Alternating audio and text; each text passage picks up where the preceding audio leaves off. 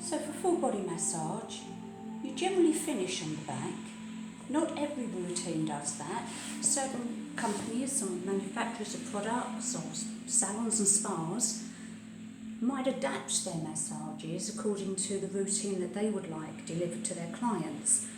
But you would generally finish on the back, and in our case that's exactly what we're going to be doing. So we're going to move the small towel all the way down, and we're going to make sure that there is nothing in our way of the massage. So we're going to take the bra completely out of your way, and then once again we're going to tuck the towel into your client's underwear, but only the top. Don't put wads under there. It will come out during the massage and you will need to stop, which we don't like to do, and readjust. Make sure that the towel reaches this part of the back as low as you can go. We are going to be working on the base of the spine and over the ilium, so you need to be able to reach that, and we are also going to be working on the upper level of the buttocks, because this takes a lot of pressure. It holds our whole torso and our head all day whenever you're on your feet, and so it takes an awful lot of weight and pressure, so we want to work on this as well. So the towel's got to be low enough to reach those three areas. The first thing we're going to do is make sure that we have enough oil, and we're going to make sure that there's absolutely nothing around our bed. I know we did this at the beginning, but you don't want to be knocking into your trolley or chair. All of our clothes we know are in the basket, they're tucked away, so there is nothing stopping you from working or having to move furniture around because it's in your way. We're going to take a teaspoon of the oil again, and we're going to make it warm. Over your trolley, bring it to your client, let your client know you're back, and we're going to distribute that onto your client's back. You have a bruise here. Is this still sore?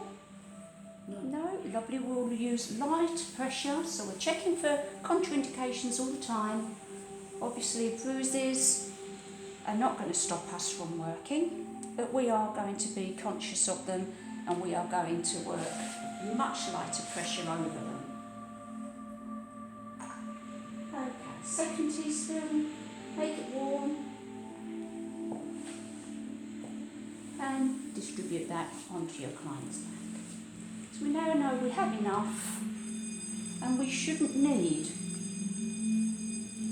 to stop to get any more. Okay, I'm in walk stance position, one leg in front of the other, leaning on my front knee, and I will distribute my weight evenly throughout the routine from one leg to the other to keep my posture in the best shape I possibly can. So we're going to have two hands side by side coming down either side of the spine. Do not go over the spine. You're working down the vertebrae on each side of the spine. We are coming out for one, out for two, out for three, come round onto the shoulders and back down. This is our effleurage, and we are going to be doing 6 of them.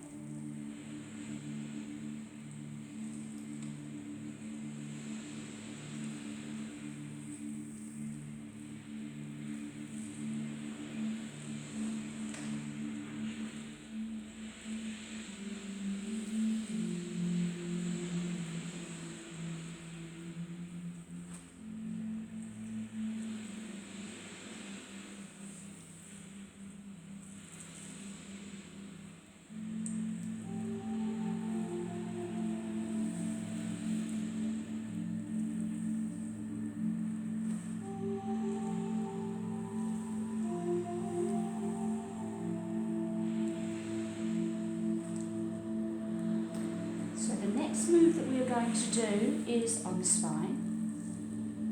Thumbs either side of the spinal cord, on the vertebrae, from the occipital, which is where the hairline is, circle, move up a fraction, pressure point, move up a fraction, pressure points, move up a fraction, palms flat on the rest of the back, because with massage it's always maximum contact.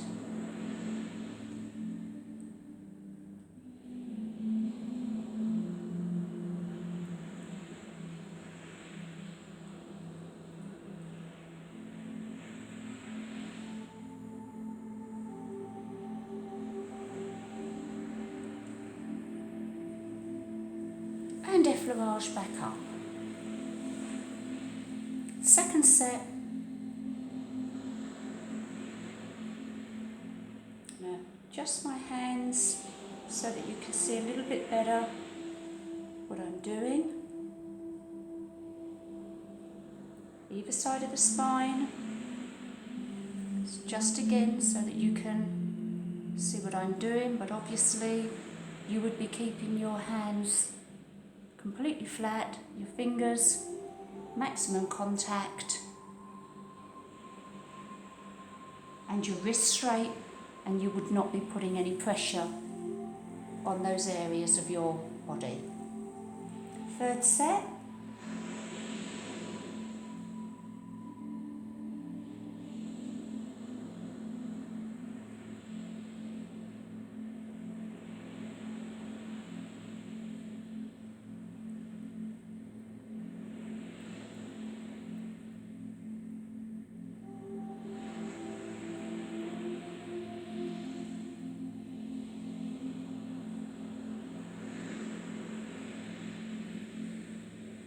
And effleurage back up. Okay, I'm now going to knee the shoulders.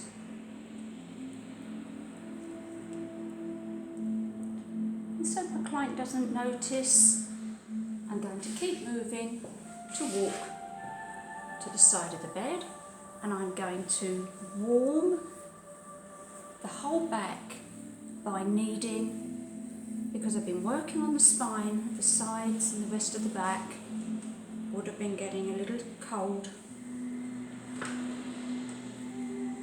So I wanted to warm the whole area,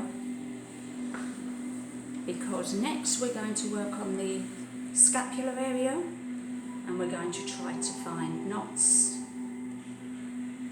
and build-ups of toxin, and we're going to try to disperse them. But first we've got to find the ridge of the scapula, and we do that with a little effleurage and our fingertips. So we're going to come to here until I can feel the ridge of the scapula. It's right there, and I'm now going to trace it so that I know where I'm working in a moment. Nice and light over that bruise. Come round for number 2. So these are like little mini effleurages to prepare the shoulder for more work, but to find the ridge of the scapula. Now I found it, we're going to use hand on top of hand, fingertips on top of fingertips. We're going to do these little circles, because your fingertips will pick up the slightest sensation.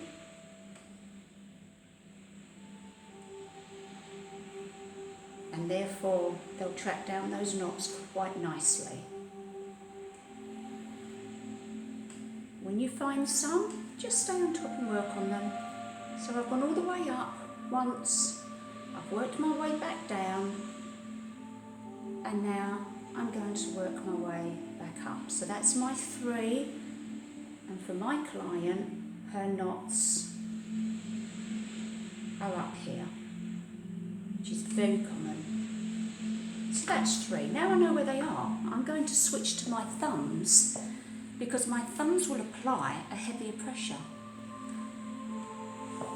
Now I want to keep my wrist straight. So at this moment, I'm at the head of the bed. So I'm not twisting my wrist to reach this part of the scapula. But as I come to the side, I'm doing a little walk. So my wrists are still straight, and I'm getting those knots and not putting any extra pressure on my body. And by doing so, the client is receiving a far more effective treatment because you're in the right position to do that. And that would be the same on every part of the body that you massage. If your posture is correct and you're in the right position, you've done your warm-up stretches to prepare your muscles for the strain that you're about to put on them, then your client will benefit from a much more effective massage. Okay, the thumbs have worked. Now the flat part of my knuckles is going to work, not the knobbly part, the flat part. One hand flat, maximum contact in the ridge of the scapula and working my way round. For the benefit of this video, I'm going to stay on this side of the bed. But normally, you would have walked yourself round to the other side and done this scapula from that side, therefore keeping your balance, your posture in the maximum good condition and allowing the client to receive a well-balanced massage from both sides. But I'm going to stay this side so that you've got a better view of what the next move's going to be. So, knuckles, let's calm that area down.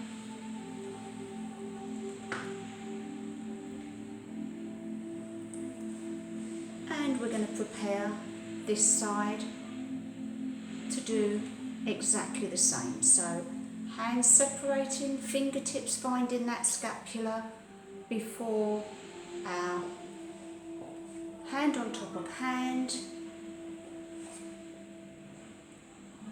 finding the knots all the way around,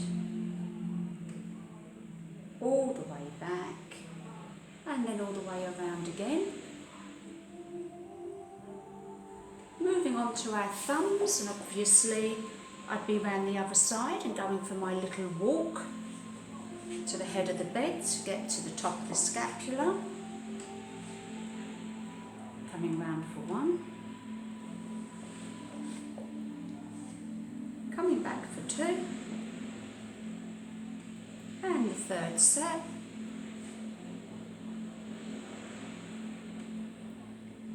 And then the knuckling. One hand flat. Round for one. Back round.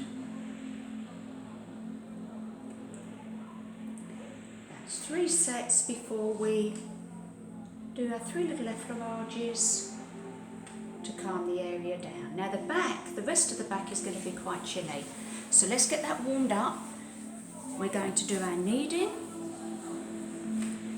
3 times round. Light over the spine.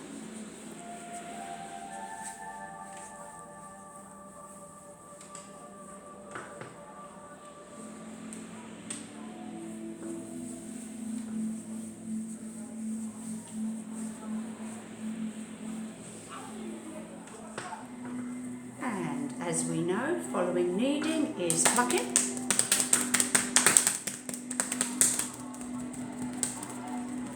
Light over the spine. Feet apart, back straight.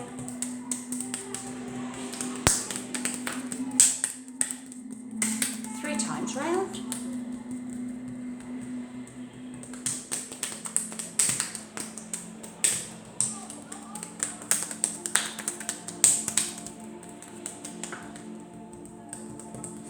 After plucking, we know it's cupping.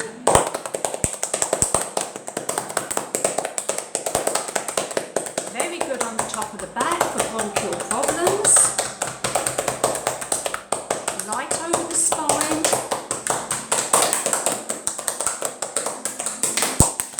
3 times round.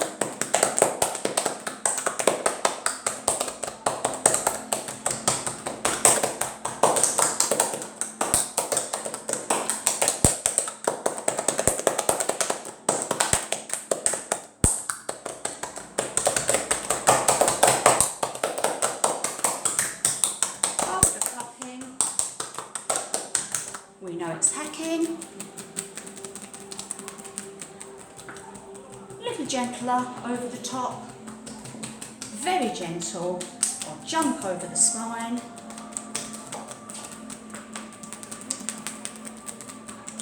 Swing the wrists, don't chop.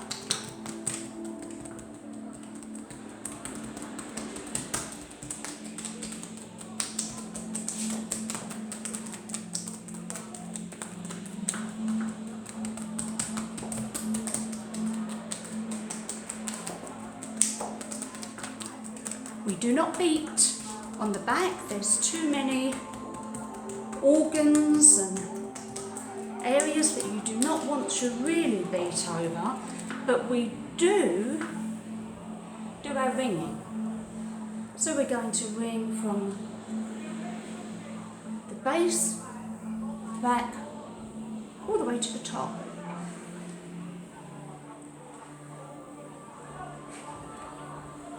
All the way back down.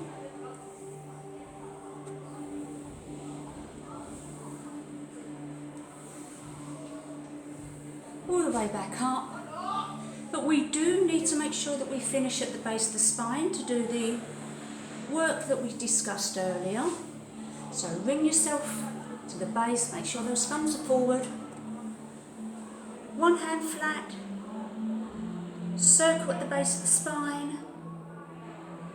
4, 5 and 6. Thumbs, slide them down till they find that little ridge. You will find it.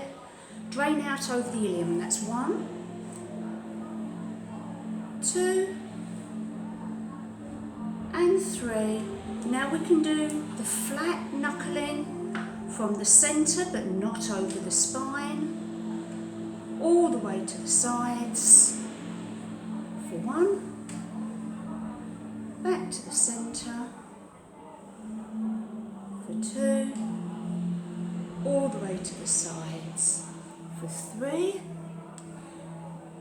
Knuckle your way to the centre because we're going to finish on our 6 for effleurage, so that will be 1 and back up for number 2. Back up for number 3.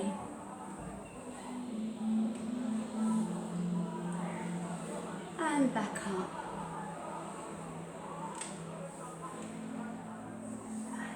2 more.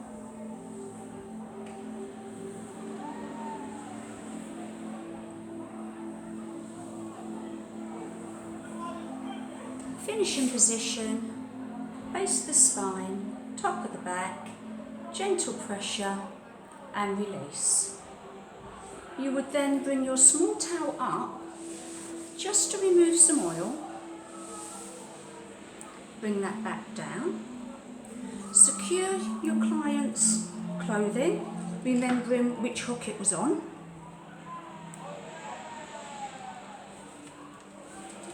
Bring the towel back up. You would untuck the towel in the underwear, making sure that their clothes are nice and even.